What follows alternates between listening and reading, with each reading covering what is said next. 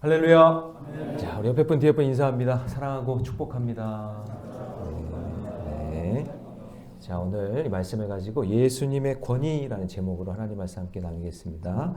자, 우리가 예수님을 믿는다는 것은 우리 같은 인간보다 조금 더 나은 사람을 믿는 게 아니라 누구도 흉내낼 수 없는 나의 구원자 되시고 참된 하나님 되시고 그리고 나를 죄악에서 건져주시는 유일하신 예수 그리스도 그분을 믿는 믿음으로 사는 것이고 그리고 우리가 믿는 그 대상이 전능하신 하나님이라는 것을 우리가 믿는 것입니다. 자, 그런데 이 예수님을 그냥 덮어놓고 믿거나 누구이신지도 모르면서 믿는 것이 아니라 그분의 권위와 그리고 그분의 어떤 권세와 능력이 그것이 무엇인지 어디서부터 왔는지 그런 것들을 알면서 우리가 들어야 되고 또 그분을 믿어야 되는 거겠죠. 그래서 교육도 필요하고 또 예배도 필요하고 양육도 이렇게 필요한 겁니다. 자, 그런데 정말 아이러니하게도 예수님의 권위와 권세와 능력을 드러내는 일에 그 당시에 바리새인들이랑 종교지휘자들, 서기관들 이런 사람들이 정말 큰 역할을 감당했어요. 우리는 바리새인 하면 서기관 하면은 되게 안 좋은 사람으로 보지만 사실은 이런 사람들이 있었기 때문에 예수님의 가르침이 더 빛날 수 있었던 거죠. 그래서 사실 이런 분들이 사실 이제 예수님을 힘들게 했죠. 예수님을 마지막까지 괴롭혔던 사람들이긴 한데 그럼에도 불구하고 이 사람들이 했던 행동과 말들을 보면 우리가 반면교사를 삼을 수 있고 그리고 오늘까지 우리 신앙의 성장에 있어서 꼭 필요한 역할을 했던 겁니다. 그러니까 예수님이 그들을 상대하시면서 잘못된 것들을 하나하나 고쳐주실 때 우리도 그걸 보면서 나의 죄가 보이는 거예요. 그 사람이 이렇게 해서 예수님이 힘들어하는데 예수님이 이런 걸 가르쳐 주시는 그런 내용 속에서 나의 죄도 보이고 나의 잘못된 신앙 가치들도 보이게 된다는 거죠. 그래서 저렇게 살면 안 되겠구나 이런 생각을 하게 되는 거죠. 그런 의미에서 바리새인들이나 서기관들이 우리 신앙 성장에 있어서 정말 수고를 많이 해준 사람이고 정말 우리에게 도움을 준 고마운 분들이다 이렇게 생각을 했으면 좋겠어요. 그래서 예수님의 권위와 능력의 권세를 그렇게 드러내준 장본인들이 바로 바리새인과 서기관들입니다. 그래서 여러분 내 인생을 힘들게 하는 사람들이 있죠? 집에도 있잖아요. 네. 직장에도 있잖아요. 교회에도 있어요. 교회에도 있어요. 네. 그러니까 여러분 그런 사람들에 대해서 예수 믿는 사람들은 비난하거나 비판하거나 적대시하는 게 아니라 저 사람이 나를 성장시키는구나. 저 사람이 나에게 깨달음을 주는구나. 그렇게 바라볼 수 있는 그런 눈이 필요한 거죠. 그게 신앙의 눈이라고 저는 생각이 들어요. 그래서 그 사람을 나쁘게만 보지 말고 저 인간이 나의 성장과 성숙을 위해서 수고하고 있구나. 저 인간이 나에게 예수님의 권위가 무엇인지를 가르쳐주고 있구나. 그렇게 볼 수 있는 영적인 영안이 열리시기를 주님의 이름으로 축원합니다. 네. 자, 그렇다면 예수님의 권위, 그 권위가 어디서부터 오는가? 첫 번째는 뭐냐면요. 거룩한 성전에서부터 출발합니다. 오늘 사실 본문은 20장인데 19장 그 말미에 있는 성전 정화 사건에서부터 시작돼요. 성전 정화가 뭐냐면 예수님이 그 성전의 잘못된 그런 역할에 대해서 분노하시면서 성전을 막 청소하는 내용이 19장 그 말미에 나타나요. 그걸 성전 정화 사건이라고 하거든요. 제가 한번 읽어볼게요. 오늘 본문에는 여러분 교재에는 그 순서지에는 없으니까 19장 45절인데요. 성전에 들어가사 장사하는 자들을 내쫓으시며 46절 그들에게 이르시되 기록된 바 내 집은 기도하는 집이 되리라. 그러니까 성전의 역할은 뭐 하는 거예요? 기도하는 거예요. 말씀 묵상하고 예배하는 거잖아요. 그 기능이 원래 주된 성전의 기능인데 그 성전에서 너희들이 강도의 소굴로 만들었도다. 그러니까 역할을 하지 못하고 있다. 그런 얘기를 하고 있는 거죠. 그래서 그것이 너무나 화가 나신 거예요. 이 청소하셨던 이 상황 속에 성전을 한번 바라보면 뭐였냐면은 이때 당시에 유대인들이 성전에 모여서 산 생물을 하나님께 바쳤어요. 그러니까 뭐 양이나 염소나 비둘기나 여러분 아시죠? 그런 것들 이제 바치게 되는데 이거를 자기의 소유에서 가져와야 되니까 먼 곳에서 그걸 가지고 오는 거예요. 먼 사람들은 수십 킬로 떨어진 데서 그거를 들고 오는 거예요. 그러면은 양도 가지고 오고 염소도 가지고 오고 비둘기도 가지고 올 거 아니에요? 근데 그 가져오는 동안에 이게 다치기도 하고 또 못 먹어서 마르기도 하고 이럴 거 아니에요. 그러면 이 재물을 제사장에게 보여주면 제사장이 형편없잖아요. 그럼 빠꾸하는 거예요. 이거 아니다. 이거 드리면 안 된다. 흠이 있어서 안 된다.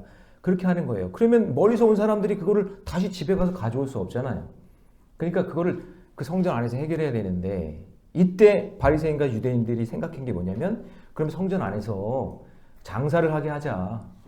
그러면 거기서 물건을 바꾸건가 돈을 내서 구입을 하는 방향으로 하자. 이런 것들이 이제 생겨난 거예요.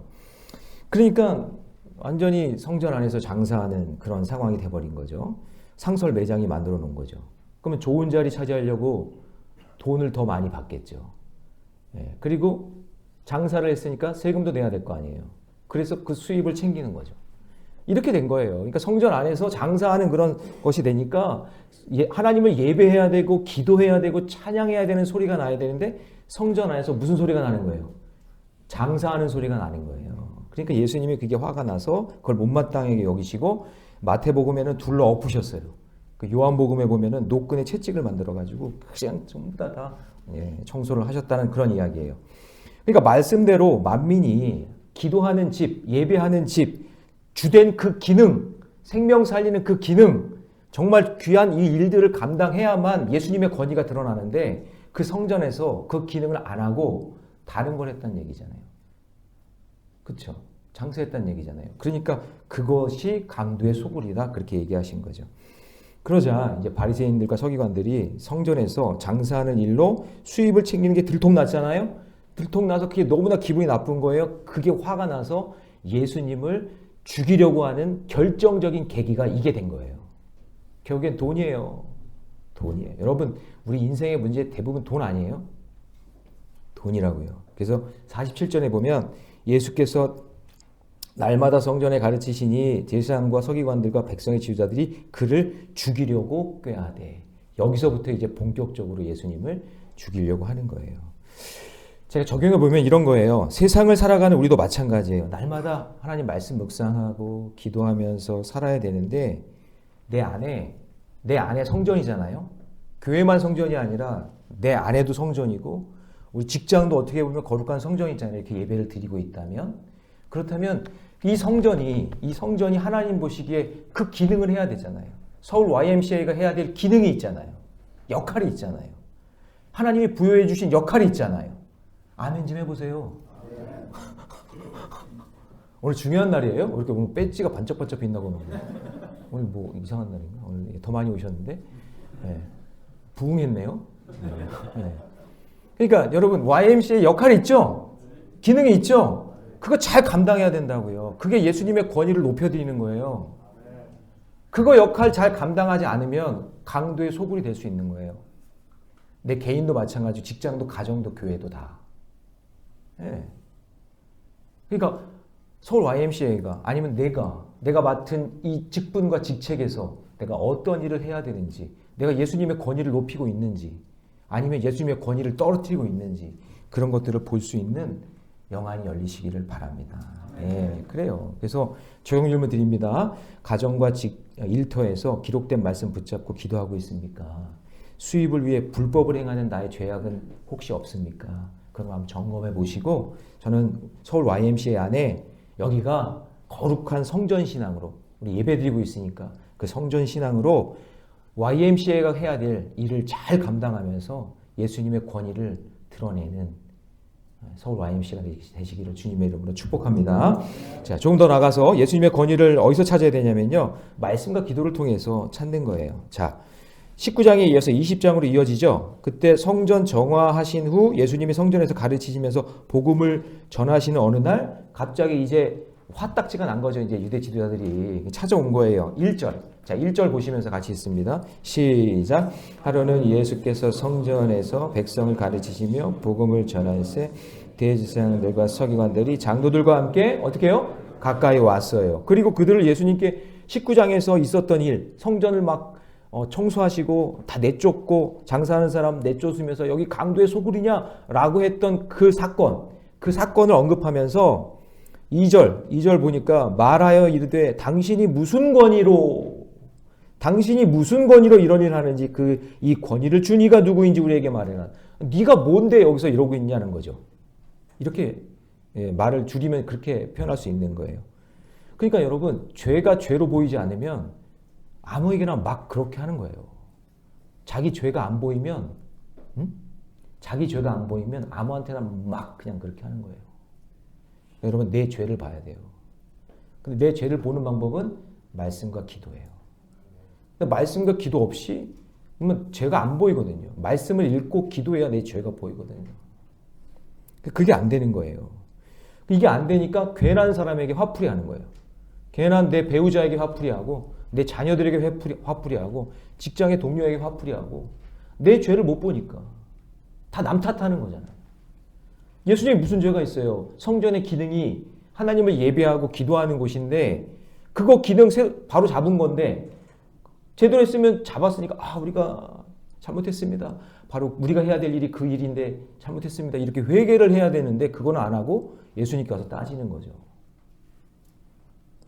그러니까 여러분, 말씀과 기도가 없는 인생은 자기 죄를 못 봐요. 그래서 평소에 여러분, 말씀과 기도로 늘 묵상하면서 주께로 가까이 가시고 하나님이 기뻐하시는 일을 잘 감당하시기 바랍니다. 한 여자 집사님인데요. 집사님이 늘 남편을 못마땅하게 여기는 거예요. 그래서 막 구박하고 교회도 안 나가고 막 그러니까. 그런데 담임 목사님 권위로 말씀과 기도 훈련을 받다 보니까 자기 죄가 보인 거예요. 자기 죄가. 남편하고 자녀들에게 그렇게 막 구박했던 그 이유도 없이 구박하고 스트레스를 풀었던 그 자기 죄가 보인 거예요. 그래서 긍휼히 여기는 마음이 생겼다는 거죠. 근데 이 불신자 남편이 그런 아내랑 부딪히기 싫으니까 토요일만 되면 낚시터에 가가지고 주일 저녁에 오는 거예요. 주일 저녁에 이제 들어오는데 낚싯대를 들고 들어오다가 전등을 건드려가지고 전등이 박살이 난 거예요. 그러면 이제 아내의 구박이 시작되겠죠? 그걸 예상하고 있는데 아내가 오더니 다친 데 없냐고. 그러면서 그 깨진 걸 다 청소하면서 그냥 조용히 들어가더래요. 너무 놀랍잖아요. 기적이 일어난 거예요. 구박을 할 줄 알았는데, 욕을 할 줄 알았는데. 그래서 어떻게 된 일인가 하고 있는데 날 하루하루 지날 때마다 그 구박하는 여자가 아닌 거예요. 그리고 나를 무시하는 여자가 아닌 거예요. 그래서 너무나 놀라서 봤더니 이제 뭔가 변화가 일어나기 시작한 거죠. 그래서 그 깨달음을 얻었던 그 다음 주 주일날 아내랑 같이 교회에 가서 등록을 했대요. 아멘이죠. 아멘이죠. 근데 이제 물어본 거죠. 아니, 왜 등록을 했냐고, 교회 왜 나왔냐고. 그랬더니 이 남편이 하는 말이, 당신을 변화시킨 하나님을 나도 한번 만나고 싶다고. 아무도 못 변화시키는 줄 알았는데 하나님이 당신을 변화시켰으니까 한번 그분이 누군지 한번 만나고 싶어서 왔다고. 그러니까 여러분, 말씀과 기도가 멀어지면요, 내 안에 영적 권위가 무너지는 거예요. 그러니까 여러분을 통해서 예수님의 권위가 나타나는 방법은 여러분들이 말씀과 기도로 사는 방법밖에 없어요. 저는 우리 서울 YMCA가 이 세상에 수많은 힘들고 어려워하고 괴로워하는 사람, 이유도 없이 불평하고 원망하고 하는 그런 사람들에게 예수님의 권위가 무엇인지 말씀과 묵상을 통해서 그것을 보여줄 수 있는 그런 귀한 단체가 되기를 바랍니다. 그러니까 여러분, 누가 막 그걸 세워주면 그게 권위인 거예요. 세워줘야 돼. 여러분들이 그렇게 세워주고 그리고 세움을 받는 그런 인생이 되시고, 권력을 행하는 게 아니라 권위 있는 그런 기관이 되어야 돼요. 권력 행사하는 기관이 아니라 권위 있는, 누구의 권위? 예수의 권위가 있는 그런 귀한 단체가 되시기를 주님의 이름으로 축복합니다. 자, 적용 질문 드립니다. 내가 날마다 가까이 하는 그런 기록된 말씀은 무엇입니까? 아니면 각종 소셜 미디어나 인터넷 정보에만 관심 갖고 있지 않습니까? 서울 YMCA가 권력이 아니라 말씀과 기도로 하나님을 세우는, 하나님을 드러내는 권위 있는 단체가 되시기를 주님의 이름으로 축원합니다. 자, 마지막 세 번째, 예수님이 권위를 어디에서 찾을 수 있을까요? 그것은 하나님의 은혜를 통해서 찾게 되는 겁니다. 자, 유대 이제 종교 지도자들이 무슨 권위로 성전 정화를 했냐는 질문에 예수님은 다시 질문법으로 응수합니다. 그게 이제 4절인데, 4절 보세요. 요한의 세례가 하늘로부터냐 사람으로부터냐, 이게 질문을 한단 말이에요. 그러니까 예수님의 질문이 뭐냐면, 요한의, 여러분 세례 요한 아시죠? 예수님 오시기 전에 했던 그 세례 요한. 그 세례 요한이 사람들이 그렇게 따르고 유대인들이 그렇게 따랐는데 너희들도 인정하지 않냐? 근데 그 세례 요한의 그 권위가 어디서부터 온 거냐? 이렇게 이제 물어본 거예요. 그러자 그들이 어떻게 대답해도 자신들이 불리할 것이 이제 판단이 된 거죠. 그게 5절 6절 말씀인데 같이 한번 읽어봅니다. 5절 6절 다 같이 시작. 그들이 서로 의논하여 이르되 만일 하늘로부터라 하면 어찌하여 그를 믿지 아니하였느냐 할 것이요 만일 사람부터 하면 백성이 요한을 선지자로 인정하니 그들이 다 우리를 돌로 이게 무슨 말이냐면요. 세례 요한이 하늘로부터 오는 권위를 가지고 사역했다면 너희들이 왜 요한을 따르지 않고 요한이 죽는데 그냥 내버려 두느냐. 하나님의 권위가 임했는 건데 하나님의 권세가 임한 건데 너희들은 왜 아무런 액션도 취하지 않고 아무런 말도 하지 않냐? 이렇게 이제 물어보시는 거고요. 이런 일들이 일어날 수 있는 거고요. 그 다음에 사람으로부터 오는 권위가 있다 그러면 요한을 하나님이 보내신 선지자로 믿는 사람들, 그런 사람들에게 돌에 맞을 수 있다는 거예요. 그러니까 이런 말도 못하고 지금 저런 말도 못하는 상황. 그래서 결국 종교주의자들이 뭐라고 하죠? 7절에 보니까 대답하되 어디로부터인지 알지 못하노라. 그러니까 예수님이 알지도 못하면서 그래 그러면 나도 그럼 안 알려줄 거야. 그렇게 하신 말씀이 8절이죠. 8절 같이 있습니다. 시작. 예수께서 이르시되 나도 무슨 권위로 이런 일을 하는지 너희에게 이르지 아니하리라 하시니. 자, 이처럼 여러분 예수님의 권위를 모르고 세상의 권위만 쫓아가며 자기의 이익과 손해만 생각하는 사람에게는 하나님의 은혜가 뭔지, 복음이 뭔지 들리지가 않는 거예요. 여러분, 권위라는 말을 헬라어로 카리스마라고 하거든요. 카리스마. 우리 카리스마 있는 분도 있잖아요. 권위. 근데 은혜가 뭔지 아세요? 은혜가 헬라어로 들어보신 분 없어요? 은혜? 카리스라고 해요. 카리스. 그러니까 카리스 은혜에서 권위가 오는 거예요. 그러니까 우리는 막 힘이 있고 능력이 있어야 권위가 있고 권력이 있다고 생각하잖아요. 근데 신앙적인 권위는 하나님의 은혜로부터 오는 거예요. 하나님의 은혜를 경험한 사람이 그 인생의 삶의 열매가 언어로, 표정으로, 삶의 태도로 나타나는 거예요. 그거를 뭐라고 하느냐? 그게 은혜인 거예요. 은혜. 그래서 여러분, 예수 믿는 사람들의 권위는 하나님의 은혜로부터 공급받는다는 사실을 기억하셔야 돼요. 그게 세상의 권위와 달라요. 여러분의 말과 표정과 행동이 예수님의 권위가 드러나는 그런 열매로 나타나기를 바랍니다. 어떤 권사님이 저에게 제가 이제 한번 목회를 하면서 고생을 한 적이 있었는데 자기 아들 그 사업장 개업을 하는데 저보고 와서 개업 예배를 해달라는 거예요. 축복 기도도 해주시고. 그래서 좋잖아요. 그래서 이제 그분을 이제 모시고 신방 요청을 받아서 가는데 이분이 계속 얘기하는 거예요. 아들이 그 사업이 대박이 나면 교회 등록도 하고 이제 헌금도 많이 하고 이런 얘기 이제 쭉 하시면서 이제 가시는 거예요. 그러면서 이제 사업장을 찾아가는데 점점 이상한 데로 가는 거예요. 이상한 데인데 그 사업장 그 주변이 이상해. 느낌이 보니까 성인 도박장인 거예요. 인터넷 도박장. 그 도박장을 오픈하는데 자기 아들이 오픈하는데 저보고 가서 신방 축복 기도를 해달라는 거예요. 해야 돼요, 말아야 돼요? 해야 돼요, 말아야 돼요? 헌금 많이 하겠대. 교회 등록하겠대. 대답 좀 해보세요. 어떻게 해야 돼요? 제가 그 짧은 순간이었는데 잠깐 기도하면서 하나님께 하나님 이거 은혜가 아닌데 그런 생각에 그 권사님께 정중하게 사과드리고 안 했어요. 근데 이게요, 저는 어떤 마음이었냐면 이거 하나님이 기뻐하시는 게 아니다. 이거 하나님의 은혜가 아니다. 이런 생각을 한 거거든요. 그래서 들어왔는데 소문이 어떻게 냈냐. 이 권사님이 소문을 어떻게 냈냐면 김영진 목사는 신방도 안 해준다. 김영진 목사는 성도들의 축복기도도 안 해주는 사람이다. 그렇게 소문을 싹 다 내버린 거예요. 와, 근데 막 제가 너무 진짜 억울해가지고 막 너무 답답해서 이걸 어떻게 해야 돼? 막 몸부림치면서 막 그러고 있는데 그때 이제 제가 부목사였는데 근데 이제 담임 목사님 부르시더라고요. 소문이 다 나가지고 담임 목사 귀까지 들어간 거예요. 야, 너는 도대체 목회를 어떻게 하냐? 성도들이 신방을 요청했는데 신방을 안 해줘? 그리고 갔다가 그냥 와? 난리가 난 거예요. 그래서 사실 저 여기서 사표 쓰고 갔어요.